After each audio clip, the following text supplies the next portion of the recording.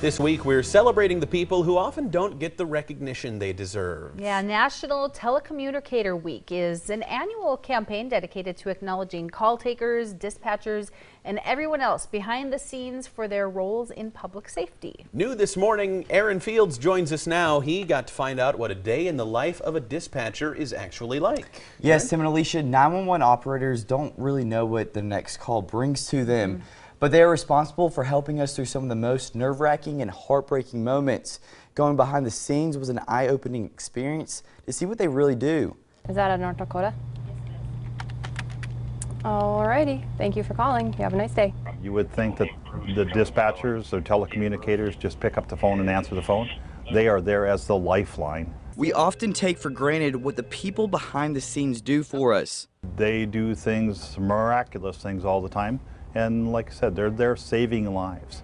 So it's rewarding, but on the other hand, it can be hard at times. Hard times is right. From April of 2018 through March of this year, the state of North Dakota responded to over 30,000 phone calls.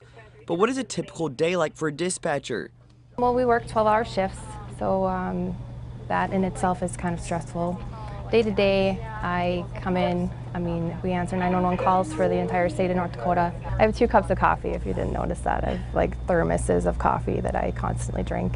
Schmidt says she has to deal with a variety of different callers, some more difficult than others. We have to remain as professional as possible. They're having the worst day of their life, but I'm not going to let that bother me. I have been called everything in the book. Even though most of the calls are a cry for help, there is the occasional call that puts a smile on her face. There was a really funny call where this little boy called 911 because a squirrel was climbed up on a flagpole and he wanted to save the squirrel. It was adorable. But she does get the difficult phone calls on a weekly basis, many times ending with hysterical callers, scared and not knowing what to do.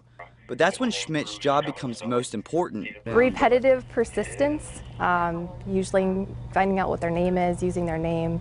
You don't want to yell at them, but you want to raise your voice to try and get their attention.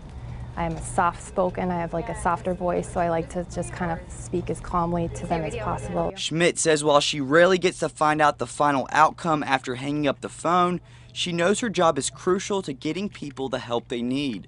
There are those times that when you do say when somebody does thank you, that's always great to hear. It just makes the job that much better.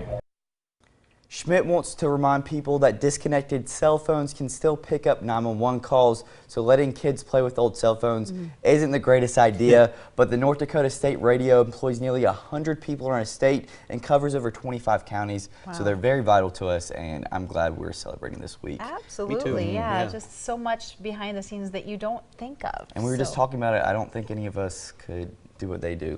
That's a hard job to have. Yeah, definitely. For sure. Thank you, Aaron. Wonder how that squirrel ended up. I was wondering That's the same the other thing. Tim. You don't know the outcome. Right? Yep. True, yeah, you just kind of have to be left wondering.